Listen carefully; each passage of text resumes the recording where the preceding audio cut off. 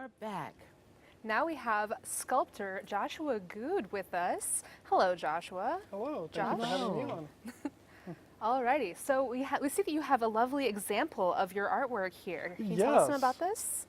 Well, this is a piece that is inspired by Viking and Persian cups, celebratory cups. The Greeks also like to use them. So I made one that's basically mine. It has my old G.I. Joes cast into it, and it has my Allsup's mug. So all items that were important to me in my childhood, and now I get to reuse them. I love this amalgamation of the modern, like just sippy cup sort of plastic mug that you would see at a convenience store with this ancient color palette and this artifact look to it that you've incorporated these two different concepts with. So when you do a piece like this, about how long does the process take? What's the process like?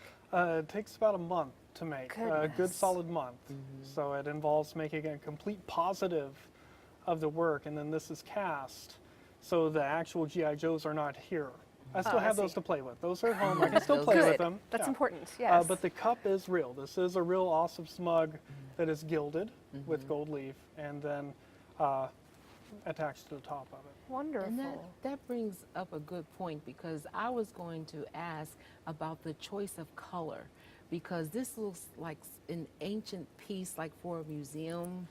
And, you know, when you think about the sculpting and the work that is involved, so what is the process to choosing the right color? Well, that's an excellent question. And the goal is to mimic materials of value. So it's meant to look like it's ivory and gold, things that are very important in signs of wealth and importance. But when it comes down to it, it's G.I. Joe's and an Allsup's mug. So something that is regular, everyday item that is meant to look special. I'm really enjoying how you have a very personalized style with this connection with the modern and the ancient. What would you say to youngsters who are looking into getting into sculpting when they're trying to define and decide on their own personal style? I mean, too often, most of our academic programs give you preconceptions about what art has to be.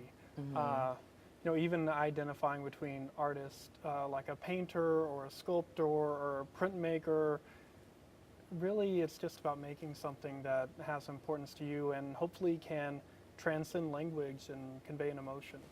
That is another good point, because when you think about sculpting, you automatically think about clay. Right. And this is certainly not clay. Right. So tell us about that, because that's a misconception that Yes. people do have. I think it speaks to how many different media are now, accepted to work as an artist. You have all kinds of things you can collage with. So what I like to work with are a lot of found materials. Oh, cool. Things that are from my youth, and then embed them with other processes like casting, woodworking, welding, and so it's kind of opening up your options. So you can do whatever you need to make a compelling object. So even within sculpting, you can choose your own individuality in developing another kind of art expression. Correct. Would that be safe to say? Yes, you have to Correct? figure out a way to personalize it. To personalize it. Wow. Can you tell me just a little bit about what a day in the life of a sculptor would be like? How percentages of your time, how you spend it? Well, right now it involves a lot of sweat because my studio is un-air conditioned. Oh Lord. But you have to treat it like a full-time job, like a normal job. You can't wait for inspiration to strike you. If you do that, you'll make nothing. So it's about going in and starting to work on something every day. So usually have some projects going, and as an idea comes, while it finds you working, then you start to plan that out. And for you, I know we're wrapping it up here, but the last question for you, what is that that goal that you reach for when you feel like this is it, I don't need to do nothing else? Well, I think when it kind of resonates within you look at it and it feels complete, and it's hard to describe that, but it's like as we've heard about in the show, hearing the music that really touches you. It's kind of that same feeling. Excellent. I hear that there's an upcoming exhibit in November here in Dallas with your Yes. artwork. Lovely. And so we're going to hear from an animator next. And now we'll be right back.